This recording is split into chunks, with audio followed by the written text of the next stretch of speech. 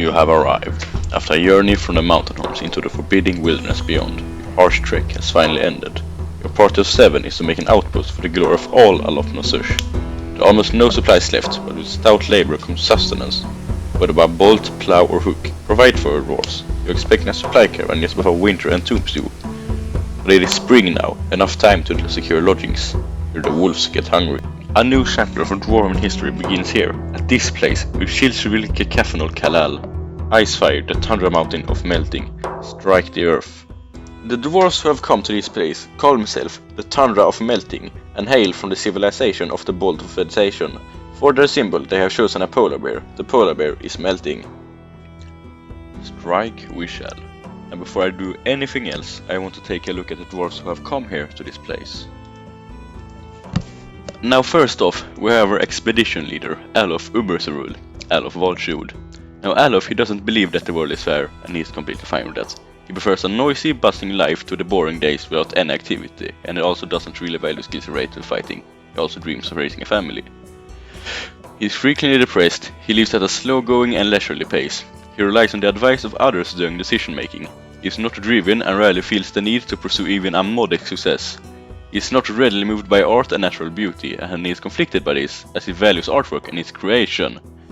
He is quick to anger, generally quite confident in his abilities when undertaking specific ventures. He does not often feel lustful. He has a greedy streak. He blows his breath out when he is annoyed. He needs alcohol to get through the working day. He likes working outdoors and grumbles only mildly at inclement weather. Now Alof here appears to be quite a terrible leader. He relies on the advice of others. He's really indifferent, and he doesn't ever try to reach even a modest success. I'd imagine the other dwarf calling Alof Elf because of his scrawny figure and tall ears. Now second on our list we have Ral Asankaten, Ral Gravel Channels, a miner. Now Ral personally believes well-laid plans and shrewd deceptions to be of the highest regard. She thinks this is of the utmost importance to present a bold face and never grouse, complain or even show emotion. She respects the development of a skill and values hard work. She dreams of crafting a masterwork someday. She dislikes helping others, so feels a strong need to replicate any favor done for her. She is quick to form negative views about things. She isn't particularly curious about the world, and she does not often feel lustful. She tends to form only tangible emotional bonds with others. She tends to consider what others think of her. She can handle stress. She is brave in the face of imminent danger. She generally acts with a narrow focus on the current activity. She is somewhat uncomfortable around those that appear unusual or live differently from herself. She tends to be a little tight with resources when working on projects. She tends to assume the worst of the outcomes will be the ones to come to pass. She stiffens up when she is surprised. She needs alcohol to get through the working day. She likes working outdoors and grumbles only mildly at inclement weather. Now Ral seems to be just quite a good, honorable dwarf, if a bit rude. I think the other dwarves would call Ral Iron because of her love for the metal and profession as a miner.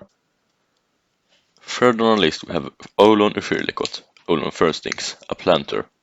Now Olon personally finds maintaining decorum a silly, fumbling waste of time. He finds the pursuit of knowledge to be a waste of effort and considers crass warships to be relatively worthless. However, he does also dream of mastering a skill. He tends to be swayed by the emotions of others. He does not really go out of his way to help others. He lives at a fast-paced, kinetic lifestyle. He is not particularly interested in what others think of him. He is quite polite though. He is troubled by this natural tendency in himself, as he considers dignified society to be stifling and silly when properly considered. He is quite ambitious. He tends to be passive in discussions.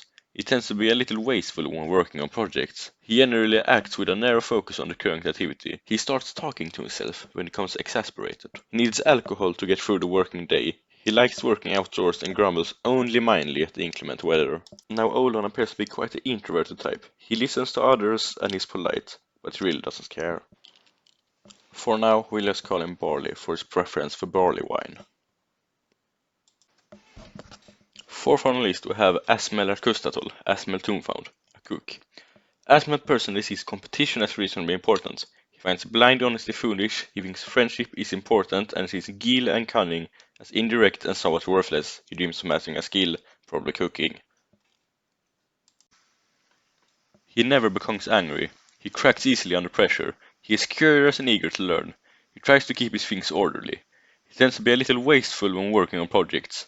He isn't given to fly to fantasy. He tries to do things correctly each time. He needs alcohol to get through the working day, and he likes working outdoors and grumbles only mildly at inclement weather. Asmelia seems like a laid-back, calm guy. For now we'll just call him Quack for his love of ducks. Fifth on our list we have a Dober Absentecud, Dober Search Beats, an administrator. Now Dober personally hates freedom and would crush the independent spirit wherever it is found. He also respects the development of a skill. He dreams of crafting a masterwork someday. He's rarely jealous. He prefers to be alone. He's quick to form negative views about things. He can easily fall in love and develop positive sentiments. He's very humble. He's not particularly interested in what others think of him. He has an active sense of humor. He prefers that everyone lives as harmoniously as possible. He generally acts with a narrow focus on the current activity. He isn't given to flights of fancy.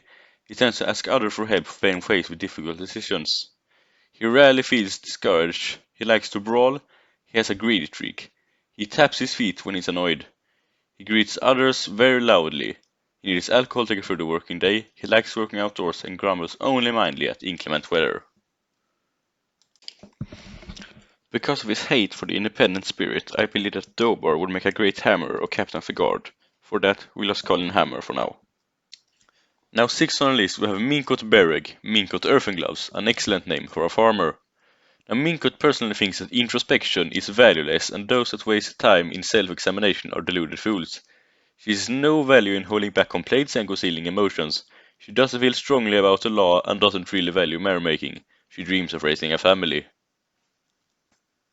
She is concerned only with matters practical to the situation at hand, with absolutely no inclination towards abstract discussion. She tends to form only tenuous emotional bonds with others. She isn't given to flights of fancy. She tends to be a little wasteful when working on projects. She is somewhat quarrelsome, and she is bothered by this since she values friendship. She tends to make a small mess with her own possessions. She tends to consider what others think of her. She does not often feel lustful. She prefers that everyone live as harmoniously as possible. She does not easily hate or develop negative feelings. She has a greedy streak. She is brave in the face of imminent danger. She needs alcohol to get through the working day. She likes working outdoors and grumbles only mildly at inclement weather. Minkot seems to be quite a free spirit who doesn't care about tomorrow and just lives in the moment. For now we just call her Shepherd because she likes sheep for the generous of the flock. Last on the list we have Led Abusumun, Led Mine Griffin, a miner. He personally thinks that it is of utmost importance to present a bold face and never grouse, complain or even show emotion, and doesn't respect a society that has settled into harmony without debate or strife. He dreams of raising a family. He does not trust others. He has a strong tendency towards privacy. He finds humor in most situations. He likes to take it easy. He does not go out of his way to help others. He does not focus on material goods. He tends to be swayed by the emotions of others. He is stubborn. He rarely feels discouraged. He doesn't handle stress well. He can occasionally lose focus on the matter at hand. He does not easily hate or develop negative feelings. He is not inherently proud of his talent and accomplishments. He doesn't mind a little tumult and discord in day-to-day living. He is often cheerful. He tends to be around those who appear unusual or live differently from himself. He tends to stretch his body when he's thinking. His hands are animated when he speaks. He needs alcohol to get through the working day. He likes working outdoors and grumbles only mildly at inclement weather. I'd imagine the other dwarfs calling Ed Rock, because he rarely expresses emotion, much like a rock. So to show you what we are working with, I'm going to go from the top of the mountain to the base. Now in the beginning, we're just going to carve a staircase down from the top of the mountain, but don't worry, we'll make something far grander in the future. It appears a snowstorm has come, so we better get our dwarves inside quick. This is the bedroom and dining hall configuration that we're going to go with. Here are our miners carving the new living area out.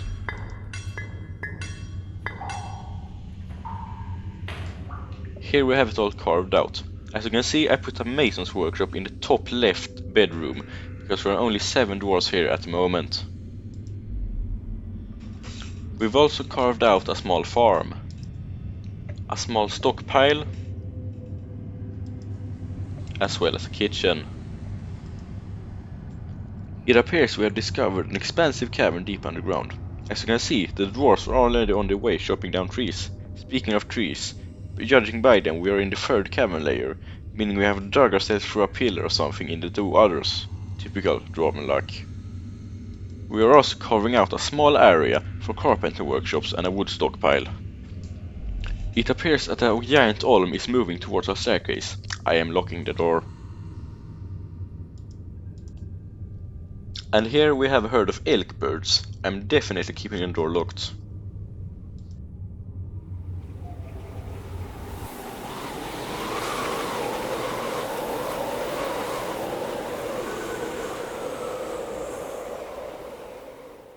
Seven migrants have arrived. We've got a weaponsmith, a gem cutter, a clothier, a fishery worker, a peasant, and a child. It appears one of our migrants is a necromancer, Aiden Tosidkudist. I'm not sure how the dwarves would feel about a necromancer living in the fortress, considering that we're currently at war with every single necromancer tower in the world. We're currently carving out some new bedrooms for the new migrants. We also put some of them on engraving duty so that we can get our new bedrooms smoothed up. And here we have it all carved out. It appears that we had a little situation in the staircases. I had unlocked the door so that the dwarves could collect some more wood, but now it appears that a crundle has crawled up from the caves. Thankfully, Shepard was quickly able to dispatch it. It appears that the caravan from the homeland has arrived, along with the outpost liaison, who happens to be an elf. We're selling what crafts we have made so far, but we're also making some menacing wooden spikes so at least have something of value to trade. For our first batch on trading, we're gonna buy some dwarven drinks, some pickaxes, as well as a guinea hen. It appears we have discovered yet another expansive cavern deep underground, and we've been digging for quite a while trying to find the next cavern layer, but it looks like we were only one tile away.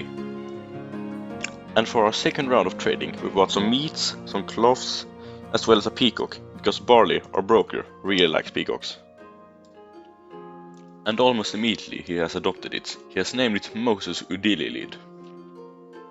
It looks like 2 migrants have arrived, bringing our total population up to 16.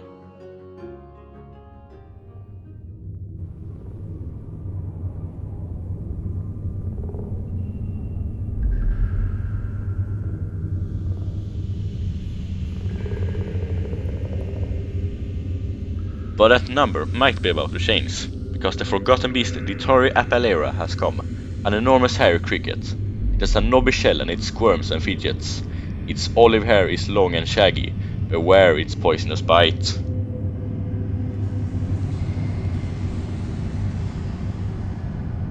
It started in the second camera layer, but it has now moved on to the third.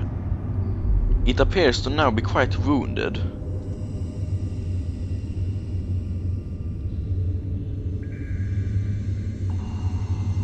We haven't seen the beast in a while, but this Jebber has just bestowed a name. I am assuming that it has killed the beast. Some more migrants have arrived, which brings our population up to 40. We are currently carving out more bedrooms to accommodate for all of our citizens, and the dwarves are beginning to really settle in. A cave dragon has wandered onto the map, which might be more dangerous than the forgotten beast. A cave dragon is described as a gigantic monster, once a dragon, now adapted and polluted by the underground. Its wings fall limp at its side. Its face is full of incredibly long sharp teeth. Its eyes are large to penetrate the darkness. Its scales are white and its eyes are green. It is currently hunting a Gorlak, but it is also right next to a human monster slayer. We are carving out a new entrance in the second camera layer so that we can safely recall some of our dwarves who just explored a passage between the second and the third cavern.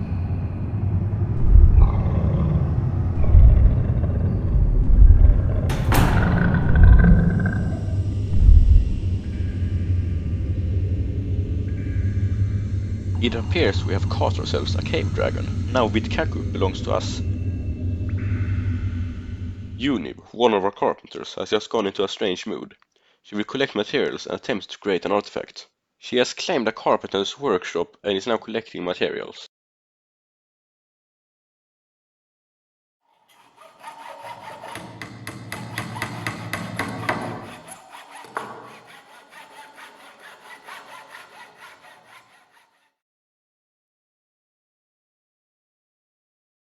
Unib Udeshavus has created Kokatusol Gomkamuk, Scalegord, the Dour Priest, a Bloodfawn table.